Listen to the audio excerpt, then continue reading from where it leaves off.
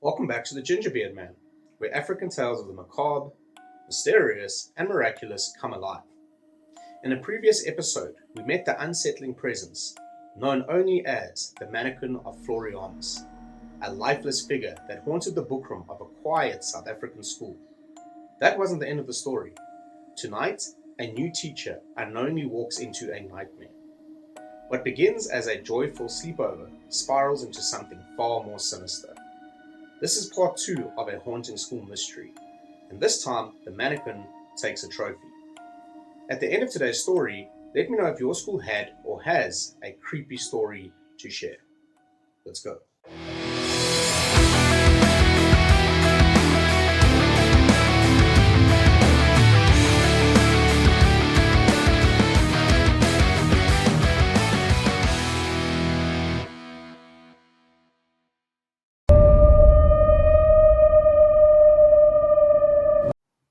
25-year-old Anne Paige left the principal's office with a huge smile on her face.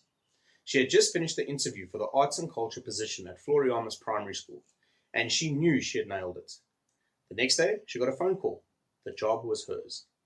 She quickly became a favorite among students and fellow teachers, and it wasn't long before she was asked to help manage the school prefects. Part of prefect orientation included something very exciting: a sleepover at the school, with games, talks, and a dance. Friday came, talks from teachers and former prefects, team building games, but the highlight of the evening, the dance. After supper, the hall was cleared, and a guest teacher from a dance studio arrived. She taught everyone how to line dance. Excitement filled the room. At roughly 10 p.m., the fun had ended. Lights out. Girls slept on the stage, the boys on the hall floor. The 4 teachers took shifts watching over them. Anne's shift began at 12 midnight. She joined Mr. Richardson, and they walked through the hall making sure everyone was fast asleep. The hall was dark, silent, until they heard it. A piano. Faint random noises. Someone was pressing the keys. However, no one was supposed to be awake. They rushed to the stage. Mr. Richardson switched on the lights. Some girls groaned and squinted. What's going on, sir? One of them mumbled. But he didn't answer. He just stared at the piano. Anne reached the stage and gasped. There, sitting at the piano bench, was the upper torso of a mannequin. No legs, no arms, and no students nearby. The mannequin just stared into space. More students woke up. Some screamed when they saw the mannequin. The head boy ran up the stairs to look. You scared of that? He laughed. A stupid old mannequin? He chuckled to himself a bit more and returned to his sleeping bag.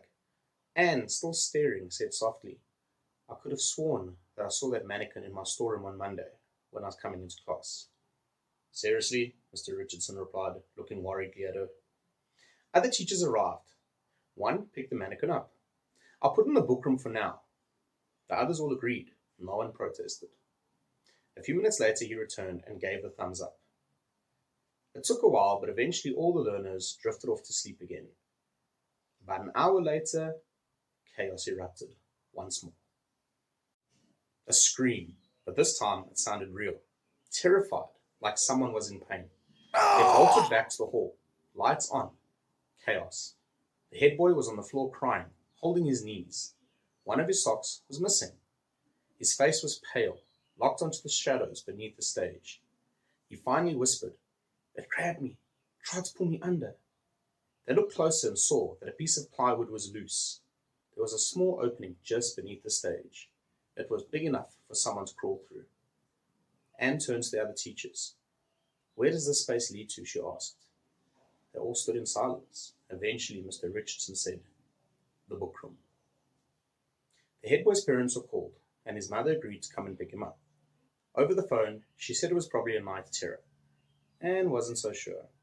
She helped the other teachers settle the hall and went to meet the mother in the car park. On her way back to the hall, Anne went to the bookroom. She had to see it for herself. She stepped inside and, using her phone as a flashlight, began looking around. Suddenly, bang! The door shut. A laugh, low, sinister, echoing. She screamed and dropped her cell phone. She ran for the door. but before she could reach it, it swung open. Mr. Richardson stood there, flashlight in hand. He consoled her, told her it was just her imagination. After that, the rest of the night passed with no incidents. After getting home, Anne made herself a cup of coffee. She was scrolling through a gallery when all of a sudden she froze. Her phone had taken a photo when she dropped it, and in that photo, the mannequin was seen, sitting in the corner of the bookroom, with a smile on its face, and in front of it, the missing sock of the head boy. After the incident with the head boy, things changed at Floriamus Primary. Sleepovers were no longer allowed to be held in the school hall. Plus, the principal immediately ordered for the mannequin to be removed. It was placed in a school bakkie and dropped off at a local dump site. It was supposed to be discarded. However, rumor has it that one of the people working at the dump took a liking to this mannequin and took it home. Where do things get even creepier? His son goes to a school just outside of Mondale. And when the school requested things to be sold in a jumble sale, guess what was donated? So that's going to do it for today's story, guys. If you enjoyed the story, hit that like and subscribe button. Turn on all notifications so you're notified when my latest video drops. If you enjoyed this video in particular, let me know and I can work on a part 3. Stay safe, God bless, and please don't forget to tell me in the comments below if your school holds a creepy story or urban legend. Until next time.